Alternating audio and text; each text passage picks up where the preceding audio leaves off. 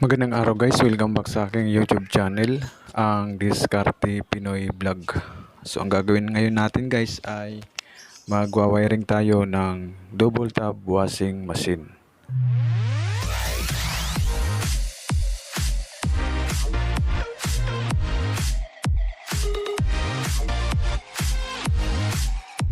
So bago natin simulan ay kung bago ka pa lang sa aking YouTube channel, huwag mong kalimutan mag-subscribe at pindutin ang notification bell. Huwag mo rin kalimutan mag-like at mag-comment sa baba. Pero bago natin simulan guys, ay shout out po muna sa lahat ng mga subscriber ko, sa mga viewers. Maraming pong salamat sa inyong walang sawang pagsubaybay sa aking YouTube channel. Ngayon guys, sisimulan na natin ang pag-determine o pagkilala dito sa mga piyesa na gagamitin natin sa double tap washing machine. So ayan guys, kung makikita nyo may dalawa tayong motor. Ayan. Unahin muna natin dito sa wash motor. Ito po yung wash motor. Ayan, wash motor siya. Ito yung naglalaban sa washing machine or nilalagyan ng tubig para ma-wash yung mga damit. So ang tawag dyan guys ay wash motor. So ito naman guys yung capacitor, double capacitor ang tawag dito kasi dalawa yung laman nito, isang pang dryer at isang pang washing machine. Kaya apat yung niya, pang washing machine yung kabila at pang dryer yung kabila. So makikita natin guys, meron naman dito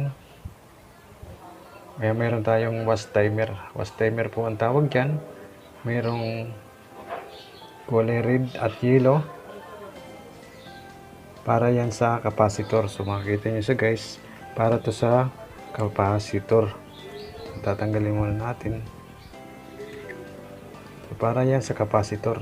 At itong dalawa naman ito, pag bago pa ang halimbawa magbili kayo ng timer, kailangan ito ididikit nyo o idudugtong nyo. Ito naman para sa common o line 2. Ayan, line 2. Ayan, yan guys. Para magkaroon ng source, ididikit nyo ito or idudugtong. So kung nakikita nyo guys, dapat tatlo ang wire. Wala akong nakitang dapat tatlo yan dito para hindi na tayo mag-tap dito. Ang kaso wala. Kaya ang ginawa ko guys ay tinap ko na lang dito papuntang switch ng timer. Ayan. So bago natin introduce. Ayan. Ito yung common. Ayan. Papunta yan dito sa 220 volts na power cord o common o live. So makikita nyo guys, meron naman dito sa kanan bahagi ko na wash o spin motor. So ang tawag dito ay spin motor. Parehas sila, may tatlong wire. May tatlong wire din dito. Ayan, makikita nyo red, blue at yellow. So ang kabila naman meron siyang gray, yellow at blue. So mamaya guys ay titesterin natin, hanapin natin yung common. Doon muna tayo sa timer. Ito po guys yung timer ng spin timer. May dalawa lang yung yung tawag dito wire. Dalawa yung wire nya. So ayan, dalawa yung wire nya. So ang gagawin ngayon natin guys ay unahin muna natin tong wash motor.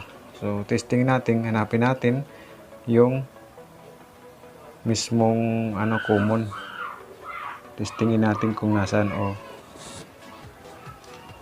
hanapin natin ng analog. Pwede naman gamitin nyo guys, analog or digital tester. So ngayon guys, titesterin natin to subukan natin sa digital. Lagyan lang natin sa ohms.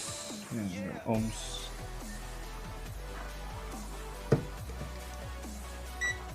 Mula sa kulay blue at kulay yellow. So meron siya guys ng 24.5. Yung kulay yellow 24.5. Tapos dito sa kulay gray meron siyang 24 point, ayan, 24.6. So ayan, 24.6, halos hindi nagkakalayo guys ang kanilang reading, 24.6 ohms. So ang gagawin natin ay babaliktaran natin o lalagay natin isang probe dito sa kulay yellow. Meron siyang 45.3 ohms. So yan guys, yung ibig sabihin, ang common dito, ang common ay kulay blue. Ang ibig sabihin nito guys, itong reading nitong kulay kulay gray, tapos itong kulay yellow, ipagpa-plus nyo lang ang sum nun o yung mismong sagot nun dito. Ibig sabihin guys, yung common niya ay kulay blue. Punta na naman tayo dito sa spin timer. Dito tayo guys sa spin timer. Sukatin natin yung spin timer.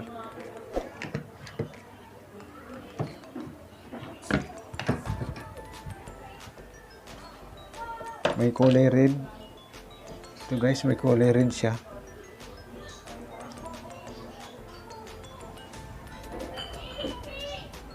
Kulay red.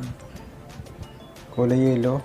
Sa kulay yellow at 81.15.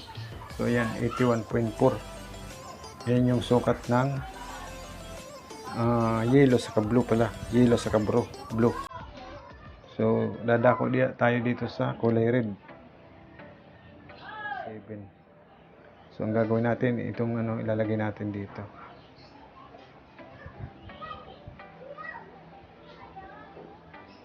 Meron siyang 154.3. 155.3 ohms. O yan, 155.3 ohms. So yun lang naman, pares lang naman sa was motor, ipa-plus mo lang yung yellow saka red, yung reading niya. Pupunta naman tayo dito guys sa so ito guys, meron siyang 9.7 microfarad. Lipat natin sa 9.7 microfarad.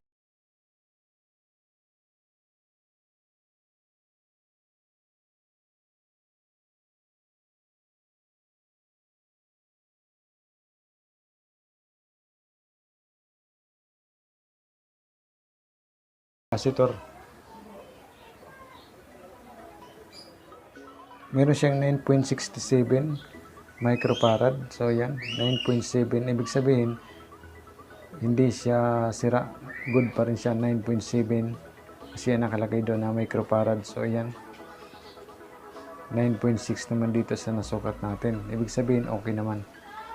Yung kabila naman, sukatin natin yung pang spin dryer.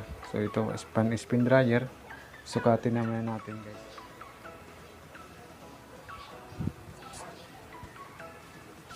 Meron siyang 2.88. 2.88. Ibig sabihin, okay pa siya.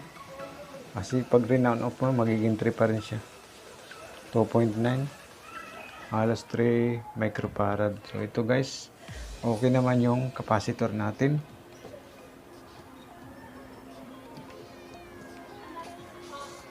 Ngayon guys, magwa-wiring na tayo. Unahin nating i-wiring yung was motor. So guys, was motor ang tawag dito. Was motor muna tayo. Was motor. Kukuha tayo dito ng dalawang wire. Ayan, dalawang wire mula doon sa timer. Ang yellow at red. Dalawang piraso mula doon sa timer. So, kukuha din tayo dito ng isang piraso mula dito sa capacitor. Ayan, mula sa capacitor at isang piraso din mula dito sa motor. So, kukunin natin. Huwag kaliligtaan o huwag niyong kalimutan na ang common na rin dito sa motor ay kulay blue. So, ang gagawin nyo lang guys, ayan, pagdudugtungin nyo lang yan. Dugtungin nyo lang. Kuha tayo dito ng isa. Tapos isa doon sa motor. Isa sa timer. Sa wise timer. So ayan, dudugtong lang natin dito guys. Ayan, kung nakakita nyo siya guys, ayan, nadugtong na. Isang piraso doon mula sa timer, sa motor at dito sa capacitor.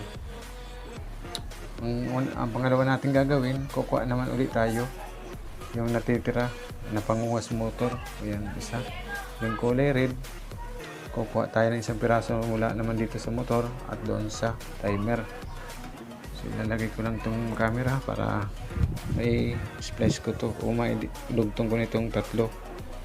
So ayan, ito yung pang galing doon sa was timer.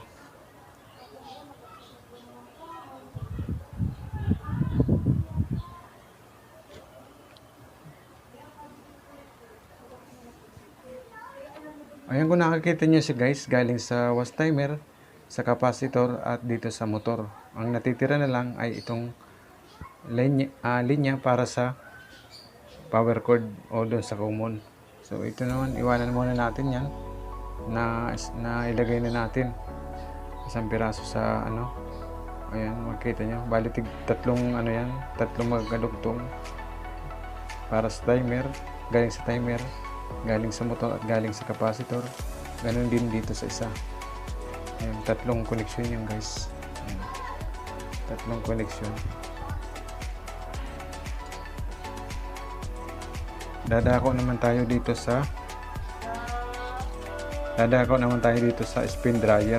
So makikita nyo guys naman, mayroon siyang tatlo din na mayroon din siyang tatlong wire. Lagay ko lang itong camera para malinaw, para makita nyo at hindi siya gumagalaw.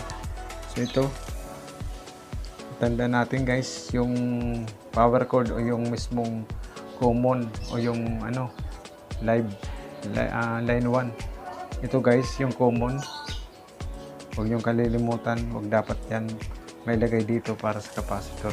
So lagay muna natin yan, itong dalawang red, itong red at yellow para sa capacitor. So unahin muna natin itong red. Kukuha tayo ng isang piraso mula doon sa capacitor, tugtong natin dito. So ayan, tugtong natin siya guys. Ito naman, yellow.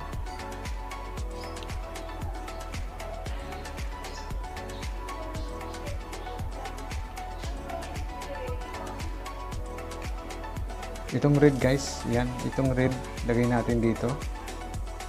Yan, lagay natin dyan.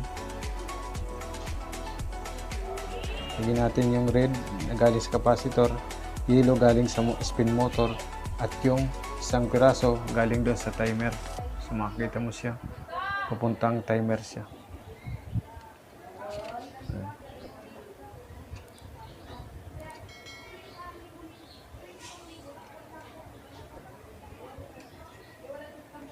So ayan guys, pang kulay blue dito, idudugtong natin guys dito sa isang piraso galing doon sa capacitor at galing dito sa was motor.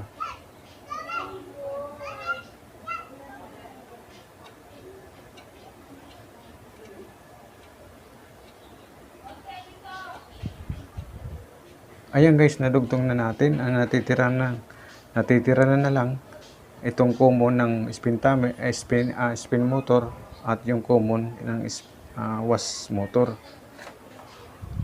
Meron pa tayong idudugtong guys, kung makikita niyo yung switch. Ito yung switch, kapag binaba mo yung top cover ng washing machine ay aandar. Ayan, switch siya. Ayan yung switch niya guys. Ayan, nakakonect.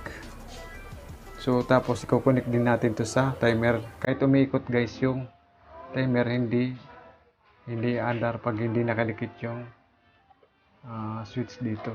So ikakabit muna natin siya.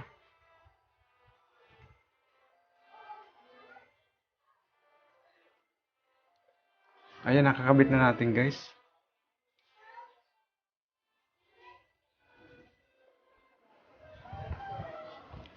Ang natitira na lang na wire, itong galing dito sa spin motor, saka sa was motor, saka galing doon sa wash timer. So itong kulay brown galing yun doon sa wash timer. So ang gagawin natin guys ay idudugtong na natin sa power cord. Ito yung power cord natin. Yan, power cord natin. Lalagyan din natin ng kailangan natin ng fuse.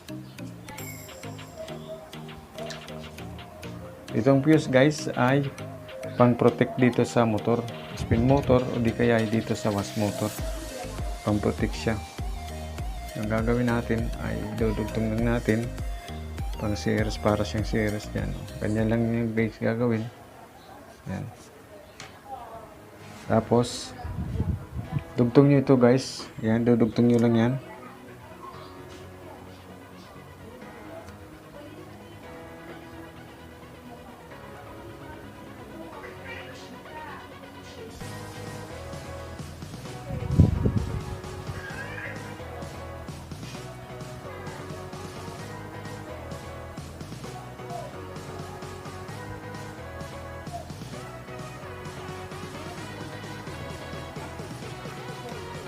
Ayun guys, nailagay ko na yung power cord. So makikita nyo siya, nakalagay na yung power cord. Ayan. Galing doon sa wash motor, isang piraso. Ito yung common niya. Tapos yung spin motor, isang common niya, ginawa natin. Pinagdugtong na natin. Ayan, makikita niya. Pinagdugtong na lang papuntang power cord. So ito yung fuse. Ayan guys.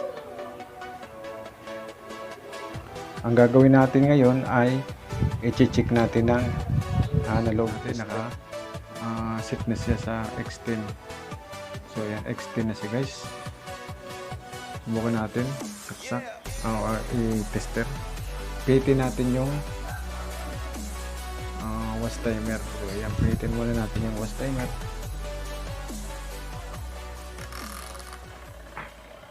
Kung nakakita niyo siya guys, tumutunog na siya. Ibig sabihin, gumagana.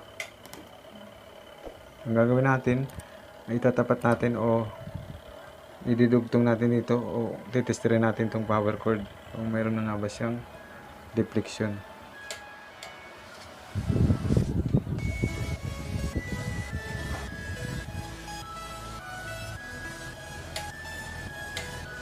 Kung nakikita niyo siya guys, meron na siyang deflection. Ibig sabihin, dugtong na lahat, nakadugtong na yung wire na ginawa natin. So ayan, kung nakikita nyo siya guys dito sa needle pointer natin ay gumagana na. So ang gagawin naman natin, lilipat tayo doon sa spin timer. So ayan, pipihitin natin to guys, spin timer. Ito yung spin timer.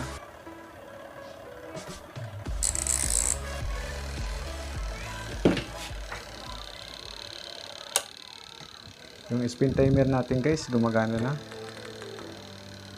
Gumagana yung spin timer, pero hindi pa siya nakadikit doon. So ang gagawin natin, ididikit natin para magkaroon ng deflection itong ano natin, analog tester.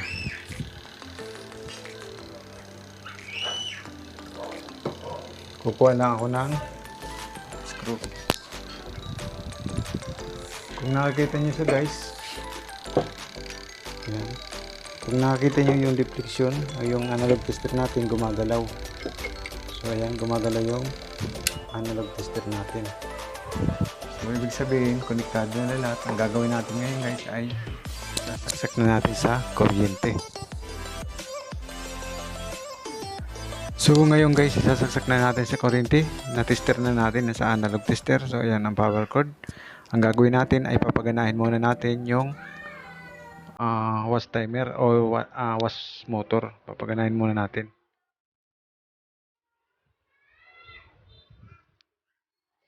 So isasaksak muna natin to guys.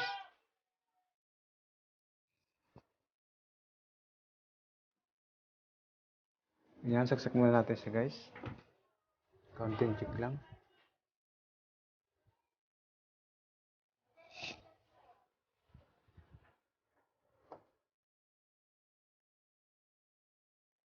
Ayan guys, kung nakakita nyo, nakasaksak na siya. Tapos pipitin natin doon sa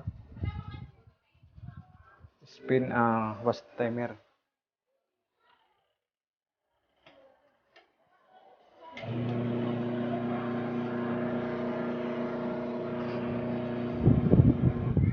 Kung nakikita nyo siya guys, gumagana na yung wash motor natin. So makikita nyo siya guys, reverse forward, gumagana na po siya. So ayan, nakikita nyo siya guys.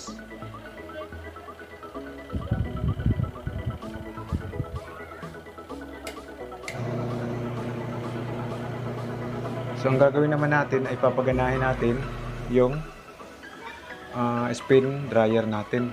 So ayan, spin dryer natin. Nakikita nyo siya guys, pipitin natin tong spin switch, spin timer.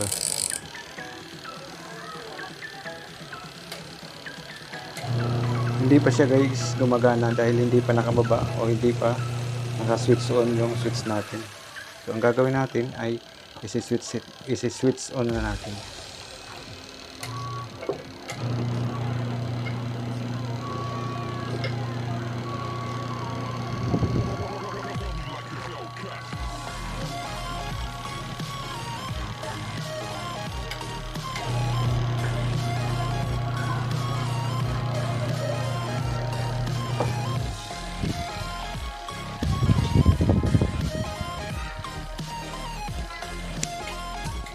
So ayan guys, nakakagawa naman tayo ng connection tungkol po sa double tap washing machine. So nakikita nyo siya guys, gumagana na.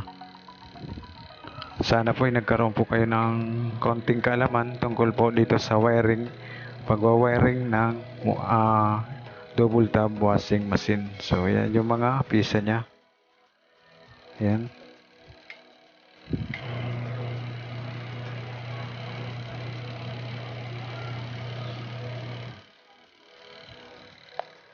Hanggang dito na lang guys, sinabot na naman tayo ng pamamaalam. Maraming pong salamat sa inyong walang sawang pagsubaybay sa aking YouTube channel.